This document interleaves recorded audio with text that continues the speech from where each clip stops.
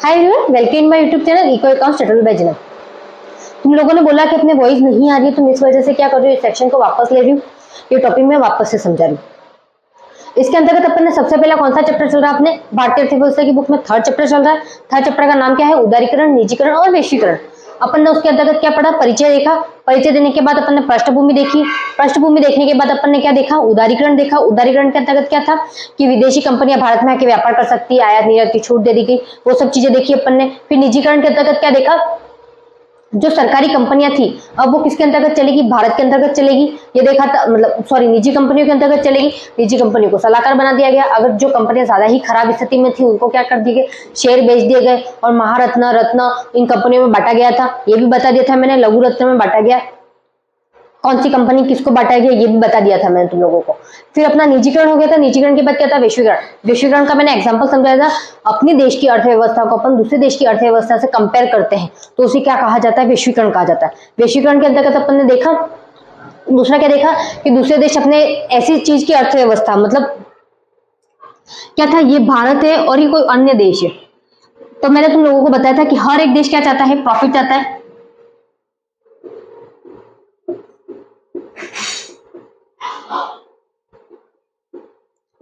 चलो भारत और अपन अन्य देश को ना लेके अपन किसी व्यक्ति को ले ले।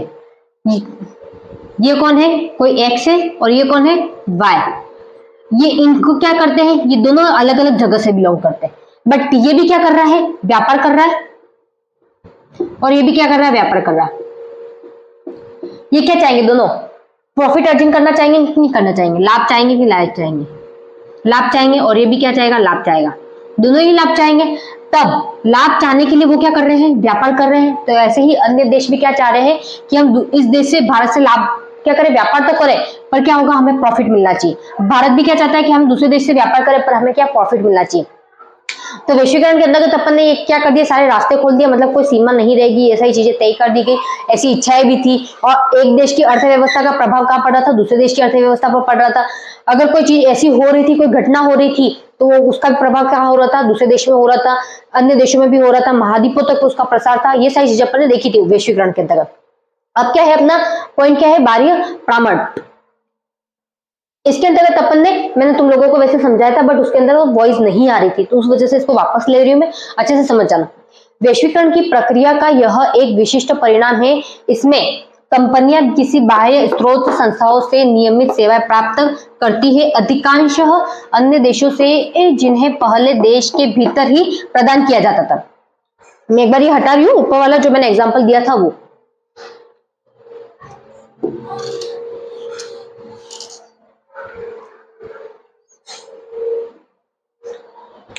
ये क्या कह रहा है कि ये क्या है, भारत है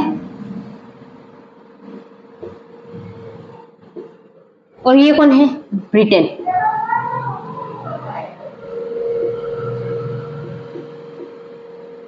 सॉरी, ब्रिटेन है वो क्या है, ब्रिटिश यानी ब्रिटेन, या फिर कोई और अन्य देश ले लो। अब जब देश आजाद नहीं हुआ था तो वो क्या था, मतलब देश आजाद तो छोड़ो, जब अंग्रेज नहीं आए थे भारत में तो क्या था, भारत में जो सेवाएं थी, जो मसाले थे, वो सब कहाँ, भारत के अंदर ही थे, सारा अंदर था। बट जब देश आजाद हो, मतलब सॉरी, क्या है, ब्रिटेन, ब्रिटेन के लोग कौन, ब्रिटिश,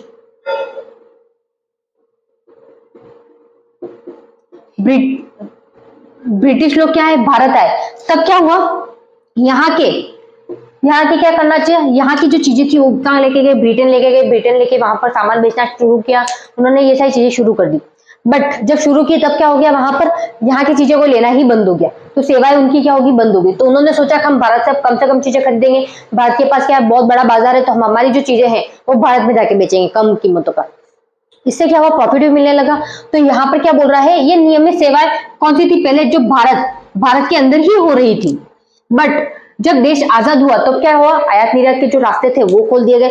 अब इसका मतलब ये हुआ कि अपने देश की क्या कर सकते हैं, वस्तु दूसरे देशों में बेच सकते हैं, दूसरे देशों की वस्तु अपने देश में खरीद सकते हैं। ये सारी चीजें क्या कर दी अपन ने, नियमित सेवाएं प्राप्त होती थी, मतलब देश के अंदर सेवाएं प्राप्त होती थी। अब क्या है, बाहरी कारणों से भी प्राप्त होने लगी, मतलब बाहरी अन्य देशों से भी अपन को, भारत को क्या होगी, सुविधा प्रदान होने लगी। भीतर ही प्रदान की जाती थी, जो पहले क्या थी, भीतर प्रदान की जाती थी, मतलब अंदर प्रदान की जाती थी। अब अगला है, जैसे कि कानूनी सलाह, कंप्यूटर सेवा, विज्ञान, सूचना आदि। क्या है? कानूनी सलाह, कंप्यूटर सेवा, विज्ञापन और सूचना सुरक्षा, सॉरी। अब कोई कानूनी सलाह है जो पहले है ना कहा दी जाती थी, जैसे तुम लोगों ने पढ़ा संविधान, संविधान कहीं पर क्या है? मौखिक है, लिखा हुआ नहीं है। अपने भारत का क्या है? लिखित संविधान है, कहीं पर मौखिक संविधान है।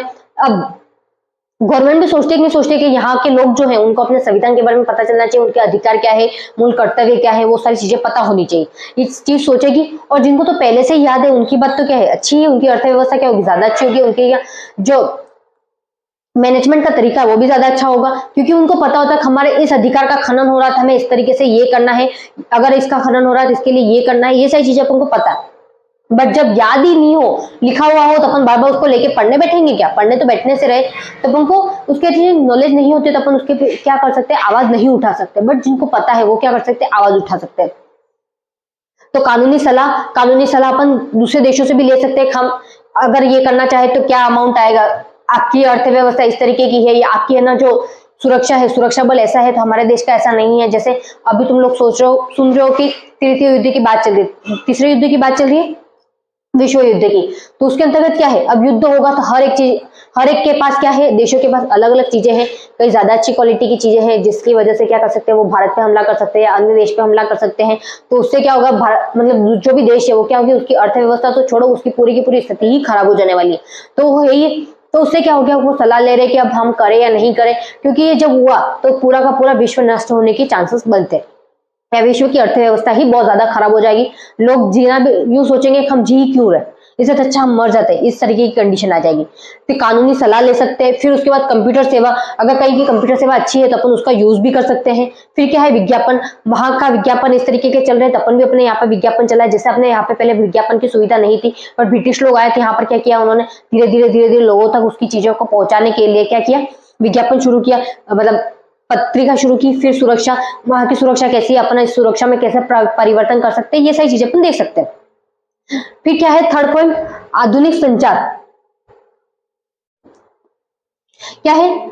आधुनिक संचार साधनों के माध्यमों जैसे इंटरनेट आदि से इन सेवाओं से जुड़ी रचनाओं, ध्वनियों और दृश्यों की जानकारी 0 से 9 तक की संख्याओं में परिवर्तन कर देश ही नहीं बल्कि महाद्वीपों तक प्रसारित कर दिया जा सकता है, किया जाता है।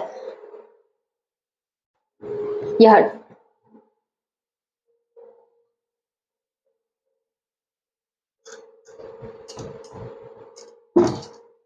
जैसे अपना देखो क्या है, कौन सा है देश है?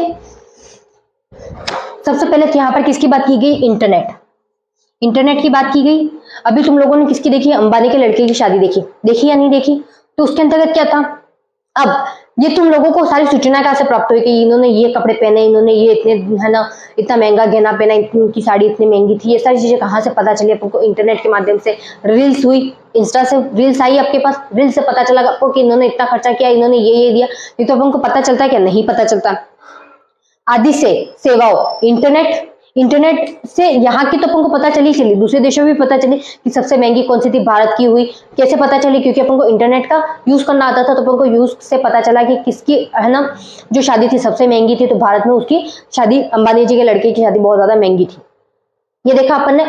उसके बाद आदि देशों से इन सेवाओं से जुड़ी संरचनाओं, क्या है? सेवाओं से जुड़ी संरचना मतलब उसकी कोई और भी सूचनाएं हो सकती है, कुछ और भी चीजें हो सकती है, अपन कंपनी से रिलेटेड भी हो सकते हैं। वही नहीं हो कि इंटरनेट के माध्यम से अपन ने वो शादी बता दी, दूसरी भी चीजें हो सकती है।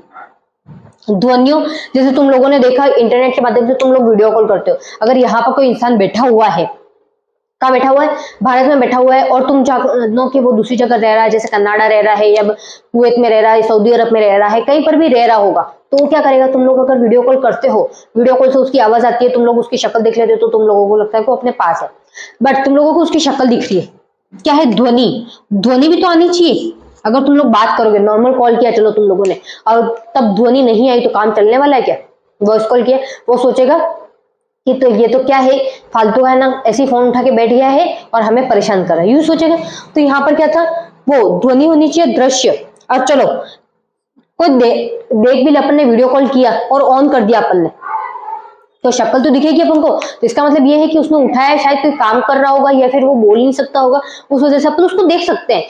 तो दृश्य की जानकारी 0 से लेकर 9 तक, 0 से लेकर 9 तक की संख्या में परिवर्तन कर देश ही नहीं बल्कि महाद्वीपों तक प्रसारित कर दिया जाता है। जैसे तुम लोगों को मैंने जब परिचय पढ़ाया था, परिचय के अंतर्गत ये पढ़ाया था कि अपने देश की स्थिति कैसी हो गई थी। ये भारत है, भारत की स्थिति कैसी हो गई थी, कैसी थी उस टाइम, कब की बात कर रही हूँ मैं, 1980 और 1990 के बीच की बात कर रही हूँ। उस टाइम अर्थव्यवस्था कैसी थी अपनी कि अपन 9 दिन मतलब 8 दिन का भी पेट्रोल नहीं खरीद सकते थे। क्या कर सकते थे, पेट्रोल नहीं खरीद सकते थे, वैसी स्थिति हो गई थी।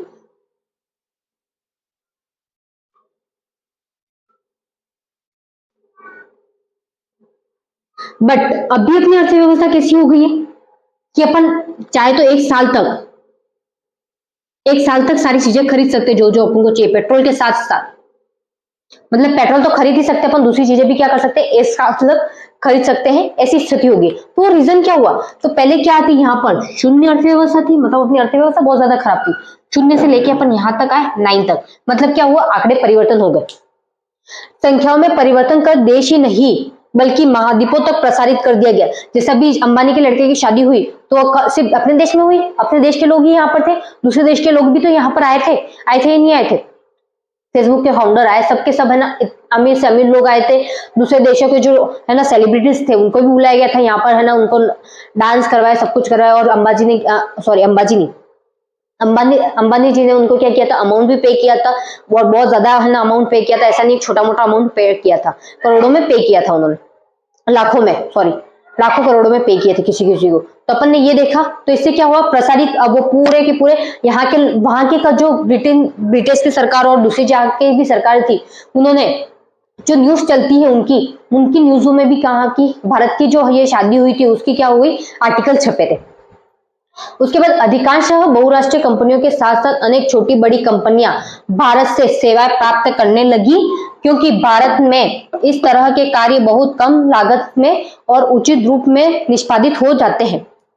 इसका मतलब यह है कि अपन यहाँ पर कहीं रह रहे हैं और यहाँ की इनकम मान लो ये है ना, क्या है, यहाँ पर 1 रुपए की कीमत, यहाँ पर $1 मान लो कि 1 रुपए मान लो, तो जो भारत में उसकी है वो 200 हो सकती है, 200 रुपए हो सकती है। तो यहाँ की क्या थी, सस्ती थी, और यहाँ की अन्य देशों की क्या थी, महंगी थी। अब यहाँ के लोग यहाँ पर आते तो व्यापार करने, तो क्या होता, उनको प्रॉफिट मिलता, उनको कम अमाउंट लगा कर क्या मिल जाता था, उनको जो चाहिए था वो मिल जाता था।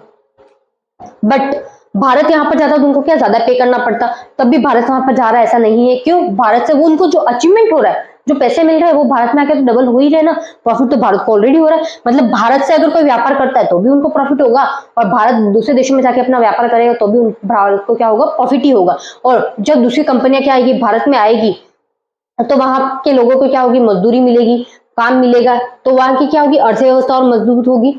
तो क्या हो गया, भारत में इस तरह के कार्य बहुत कम लागत में, मतलब बहुत कम लागत में, मतलब बहुत कम कॉस्ट, अपन किसी भी चीज को बनाते हैं तो उसमें क्या लगती है, कॉस्ट लगती है। जैसे मैंने इस मार्कर को भी बनाया, मार्कर को बनाने में भी तो कॉस्ट लगी होगी, अपन इसमें प्लास्टिक खरीदा, इंक खरीदी, ये सारी चीजें खरीदी की खरीदी, और फिर इसको बनाया, तो अपनी कोई ना कोई तो कॉस्ट गई होगी, तो उस कॉस्ट में कम लागत में हो जाता है। और यही दूसरे देशों में होता है तो वो क्या होती है, कॉस्ट ज्यादा लगती है, मतलब चीजें अपन को पैसे ज्यादा खर्च करने पड़ते हैं, उचित रूप में निष्पादित हो जाता है। फिर अगला, भारत में निम्न मजदूरी दरें तथा कुशल श्रम शक्ति की उपलब्धता से ने सुधार उपरांत इसे विश्व स्तरीय बाह्य प्रमाण का एक गंतव्य बना दिया है। इसका मतलब यह है कि भारत में एक तो कम मजदूरी पर अच्छी श्रम शक्तियां है, कम मजदूरी मतलब कम पैसों पर, यहाँ के तो पैसे ज्यादा लग रहे हैं बट यहाँ के तो कम ही है ना। जैसे यहाँ का एक है 1 रुपया, यहाँ पर आके कितने 200 रुपए में हो रहा है, तो कितनी अच्छी बात है। तो यहाँ पर आके 1 रुपया ही तो खर्च करना पड़ रहा है, वो 200 रुपए दे रहा है उसको, तो सोचेगा नहीं सोचेगा, यहाँ पर इतने कम हो रहा है। यहाँ पर अगर कोई व्यक्ति काम करता तो उसको कितना 200 रुपए देना पड़ता, मतलब 200 रुपए देने पड़ते तब जाके यहाँ पर पैसे पहुंचते। तो वो भी तो चीजें सोचनी पड़ती है, यहाँ पर क्या पैसे उनको ज्यादा पे करने पड़ते हैं, यहाँ पर पैसे कम पे करके भी वो अपना काम चला सकते हैं। तो ये क्या हो गया, विश्व स्तरीय बाहरी प्रमाण हो गया। अब अपना कौन सा है, विदेशी मंडल, विदेशी व्यापार मंडल के बारे में पढ़ना है, इसको एक बार स्क्रीनशॉट ले लो।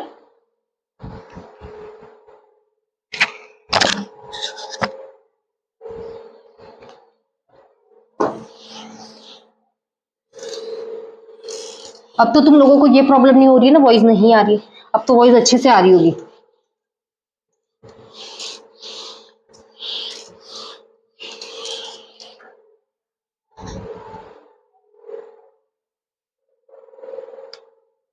अब क्या टॉपिक है अपने, विश्व व्यापार संगठन।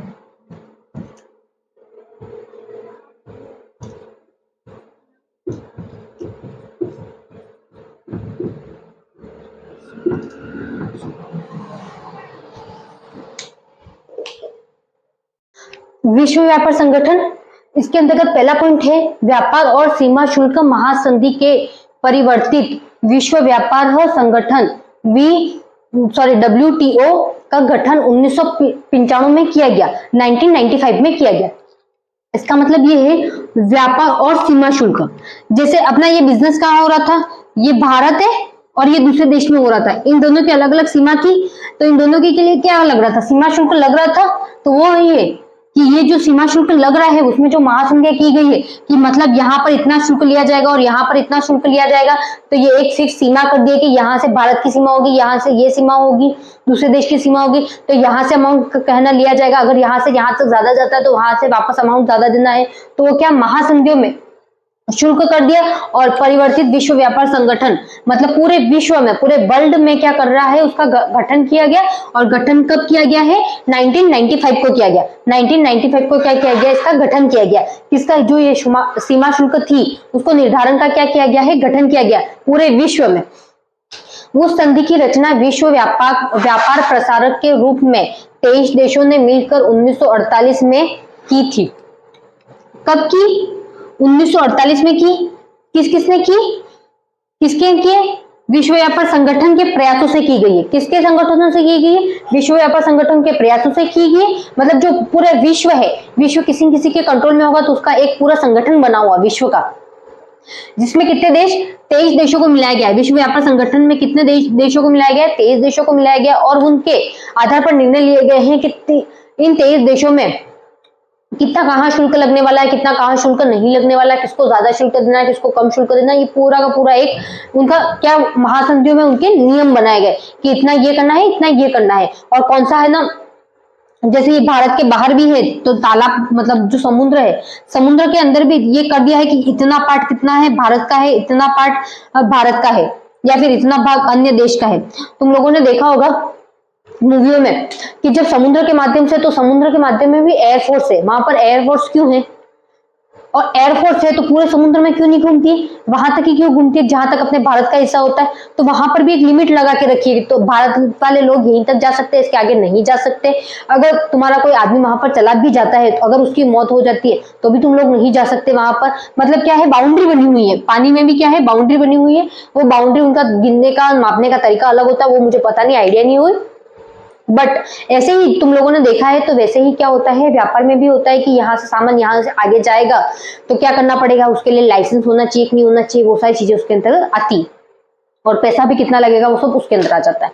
फिर है ध्येय, सभी देशों को विश्व व्यापार में समान अवसर सुलभ कराना है। विश्व व्यापार में क्या करना है, इसका उद्देश्य क्या है, सबसे बड़ा उद्देश्य सभी देश, मतलब 23 देश तो है ही है, उसके अलावा भी जो भी देश है, कितने हैं, 23 देशों का मिलकर बनाया गया है, 1948 में बनाया गया था। और क्या है, विश्व व्यापार में समान अवसर, मतलब ये जो 23 देश है उनको सबको क्या है, समान अवसर सुलभ कराना, मतलब उपलब्ध कराना।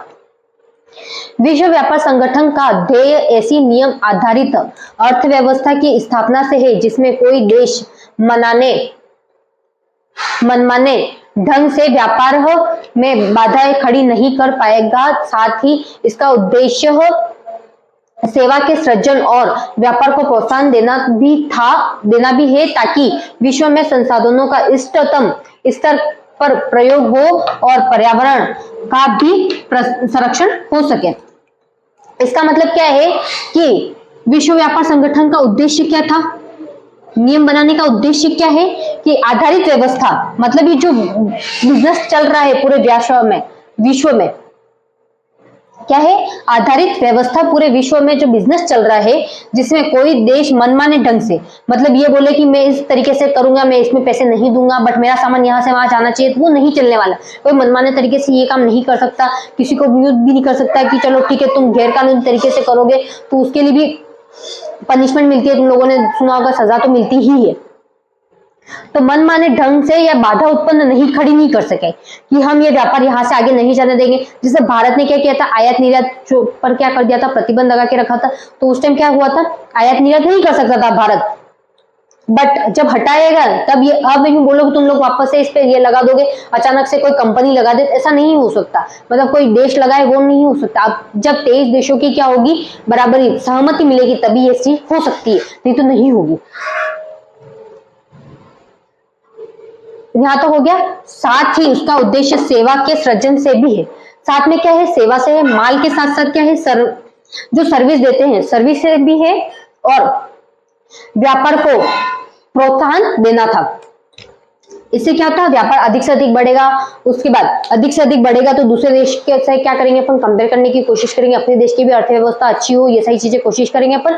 तो इसलिए क्या था, प्रोत्साहन देना भी था, ताकि विश्व के संसाधनों का इष्टतम स्तर पर प्रयोग किया जा सके। ताकि क्या है, विश्व के संसाधन, जो सभी देश के संसाधन हैं, जो सबसे उत्तम किस्म के हैं, वो सभी क्या कर सके हैं, उपयोग कर सके, और पर्यावरण का भी संरक्षण किया जा सकते हैं। जो अपने आसपास के चारों ओर का वातावरण है उसे क्या कहा जाता है, पर्यावरण। और पूरे विश्व में ही ये पर्यावरण है, ऐसा नहीं है अपने भारत में ही है। अभी भारत में पढ़े तो अपने भारत में ही है, ऐसा नहीं है, पूरे विश्व में है। तो उसका संरक्षण भी किया जा सके। 5वां पॉइंट है, विश्व व्यापार संगठन। विश्व व्यापार संगठन संधियों में द्विपक्षीय और बहुपक्षीय व्यापार को बढ़ाने हेतु इसमें वस्तुओं के साथ साथ सेवाओं के विनियमन को भी स्थान दिया गया है। इसका मतलब क्या है, वस्तुओं के साथ साथ सेवाएं, जो सर्विस है उसको भी क्या किया गया है, विनियमन। मतलब ये कहा गया है कि ये जो सर्विस है उसको भी क्या कर सकते हैं, यहाँ से वहां स्थानांतरण कर सकते हैं। ऐसा जरूरी नहीं है कि ये सर्विस आपको यहाँ मिले तो यही मिलेगी, आप चाहो तो वहां पर भी खरीद सकते हो, बट उसके लिए पैसा कुछ और चुकाना पड़ता है। अमाउंट क्या है, ज्यादा महीने में चुकाना पड़ता है। फिर लास्ट है, ऐसे सभी सदस्य देशों के प्रशुल्क एवं अप्रशुल्क अवरोधों को हटाकर तथा अपने बाजारों को सदस्य देशों के लिए खोल दिया गया है। क्या कह रहा है ये, ऐसे सभी सदस्य, जो भी टोटल सदस्य है देशों के प्रशुल्क। प्रशुल्क का मतलब है कि कई देशों में क्या किया गया है, ये जो सीमा शुल्क है ये क्या है, अपनी सीमा है। मान लो ये भारत की सीमा है तो यहाँ पर शुल्क लगाया गया है। बट जो मित्र, ऐसा भी नहीं है कि सारे के सारे 23 देश क्या हो, अपने दुश्मन हो, कोई मित्र देश भी हो सकता है। तो मित्र देश जो है उसके लिए क्या किया गया, या तो सीमा शुल्क हटा दिया गया होगा, उसके लिए वीजा भी नहीं लगती होगी। ऐसी बहुत सारी जगह है जहां अपन है ना, भारत के लोग यहाँ से जाए तो उनको वीजा नहीं लगती है, उसके बाद कोई शुल्क भी नहीं लगता है। तो ऐसे देश भी है, या फिर लगती भी है तो बहुत कम मात्रा में लगती है। तो ये जो प्रशुल्क है और अप्रशुल्क, मतलब ये जो अमाउंट लगाया भी गया और नहीं भी लगाया गया है, अवरोधकों को हटाकर, मतलब ये अवरोध क्या कर दिया, हटाकर तथा अपने बाजारों को सदस्य देशों के लिए खोल दिया गया है। मतलब ये नहीं है कि अपने मित्र देशों के लिए ही ये रहे। क्या है कि जैसे तुम लोग है ना स्कूल में क्लास में बैठते हो तो तुम्हारे जो मित्र है वही तुम्हारे पास बैठे, वो जरूरी नहीं, तुम पहले बेंच पे बैठो वो जरूरी नहीं। अब क्या करते हैं स्कूल में, ज्यादातर बच्चों में क्या करते हैं, बेंच चेंज करते रहते हैं। मतलब आज ये बैठा है आगे तो कल वो वाला बेंच वाला जो पीछे बैठे हैं वो आगे आएंगे।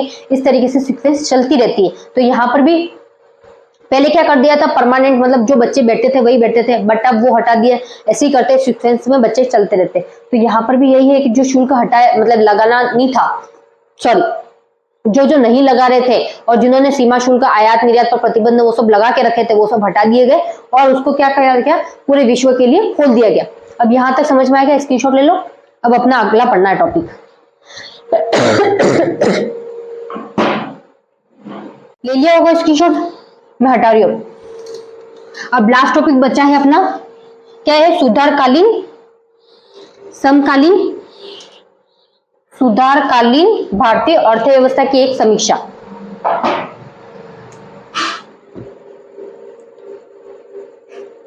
सुधारकालीन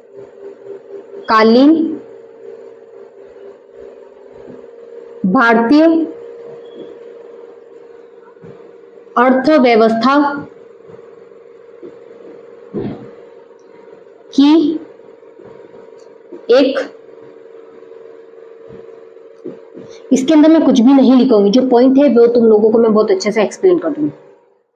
सबसे पहली बात तो सुधार, सुधार का मतलब क्या है वो समझते हैं अपन। एक मिनट,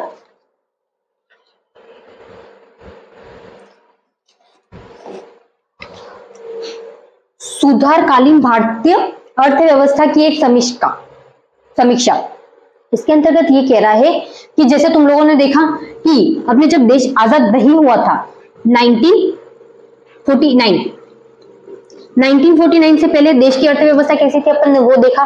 फिर अपन ने देखा 1950 से लेकर 1990 तक देखा। फिर अपन को इसके अंतर्गत जो अपनी बाधाएं थी वो कब से उत्पन्न होने लगी थी, सामने आ गई थी 1980 तक आने लगी थी सामने, सबके सामने। 1980 तक क्या आने लग गया था, बाधा आने लगी थी। बाधा सामने आने लगी थी, कौन कौन सी समस्या उत्पन्न हो रही है वो समस्या सारी उत्पन्न होने लगी थी। फिर उसके बाद अपन ने देखा 1990 तक तो ऐसे ही चलता रहा, ये बाधाओं के साथ ही चलता रहा, देश की अर्थव्यवस्था बिल्कुल खराब हो गई, वो सब चलता ही रहा। फिर अपन ने क्या देखा 1991 के बाद क्या हुआ, सारे सुधार के तरीके अपनाए गए, जिसमें क्या सबसे पहले क्या किया गया, उदारीकरण, निजीकरण और क्या था, निजीकरण और वैश्वीकरण। ये तीन चीजें आएंगे। तो इन तीन चीजों के आने से क्या हुआ, देश की अर्थव्यवस्था पर बहुत ज्यादा इफेक्ट पड़ा। अभी ये तीनों ही चल रही है, उदारीकरण, वैश्वीकरण और निजीकरण। तो क्या हो रहा है, देश की अर्थव्यवस्था बहुत ज्यादा अच्छे तरीके से चल रही है कि नहीं चल रही है। तो इसमें ये करते करते सुधार किस किस में आया, एक तो रोजगार में आया, रोजगार एवं समृद्धि। सबसे पहला क्या है, रोजगार एवं समृद्धि में आया। पॉइंट क्या है, सबसे पहला रोजगार एवं समृद्धि में आया। कैसे आया रोजगार, जैसे अपन ने दूसरे देशों के लिए क्या किया, आयात निर्यात खोल ले, दूसरी कंपनियां क्या की गई, भारत में आके व्यापार करना शुरू किया गया। तो वो जो व्यापार यहाँ पर आके कर रही है, तो जो लोग हैं उनको क्या मिल रही है, मजदूरी मिल रही है कि नहीं मिल रही। जैसे ये क्या है, कहाँ की कंपनी है, अफ्रीका की कोई कंपनी कहाँ आई, भारत आई। कहाँ आई, भारत। क्या ये कंपनी आई, क्यों आई, व्यापार करने के लिए आई, व्यापार के लिए। अब यहां पर आके ये व्यापार करने के लिए कोई कोई अमाउंट लगाई या नहीं लगाएगी, लगाएगी ये अमाउंट। तो जो ये अमाउंट लगा रही है वो कहाँ लगा रही है, भारत में लगा रही है। अब अफ्रीका से तो ये लोग बुला नहीं सकते हैं कि काम यहाँ पर करो तुम लोग। अगर वो अफ्रीका से लोग यहाँ पर भी आते हैं काम करने के लिए, तो उनको क्या होता है, बहुत ज्यादा अमाउंट चुकाना पड़ता है। तो यहाँ के जो भारत के लोग हैं उन्हीं को ये कंपनी में काम देंगे। तो उनको काम देंगे तो क्या हुआ, जो बेरोजगार लोग थे उनकी कमी हुई और उनकी अर्थव्यवस्था अच्छी, मतलब उनकी जो स्थिति थी वो अच्छी हुई। फिर अपन देखेंगे इसके बाद सेकंड पॉइंट क्या है, कृषि है। सेकंड पॉइंट क्या है, कृषि। इसके अंतर्गत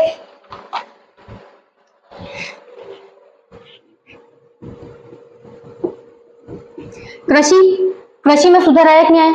दूसरे देशों में देखा गया कि वहां पर कृषि सुधारने के लिए क्या क्या चीजें की गई, तो अपन ने भी अपनाई, जिससे भी बहुत ज्यादा सुधार हुआ। उसके बाद क्या है, उद्योगों में सुधार।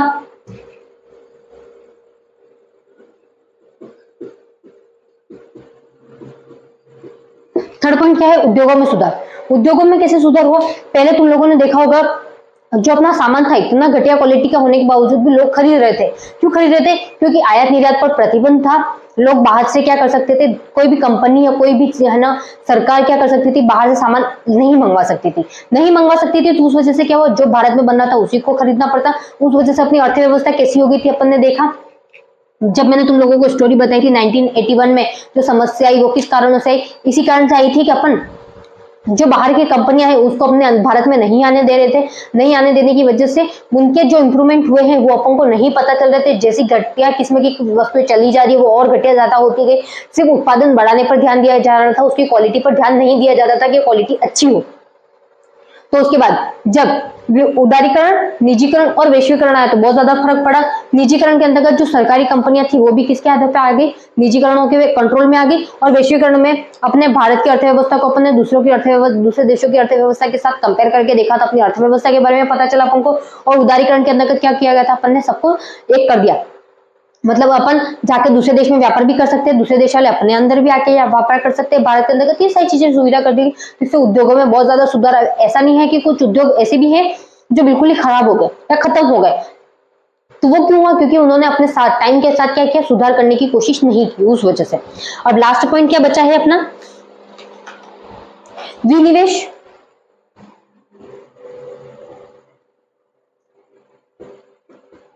विनिवेश का मतलब क्या होता है, जैसे मैंने तुम लोगों को बताई थी, ये क्या है, अफ्रीका। अफ्रीका की कंपनी कहाँ आ रही है, भारत में आके क्या कर रही है, निवेश कर रही है।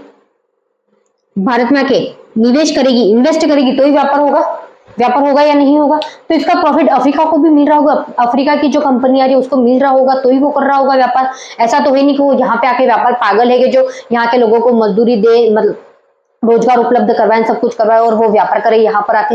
ऐसा तो नहीं है ना, उसको प्रॉफिट मिल रहा होगा तो भी वो व्यापार कर रहा हो। तो उससे क्या हुआ, विनिवेश ज्यादा से ज्यादा होने लगा। जो गवर्नमेंट से, सरकार से टैक्स था, टैक्स में भी सुधार होने लगा। लास्ट यही टॉपिक की पॉइंट है सरकार का। सरकार की कर नीतियों में सुधार किया गया। कर नीतियों में सुधार करने से क्या हुआ, टैक्स ज्यादा से ज्यादा लोग देने के लिए हुए।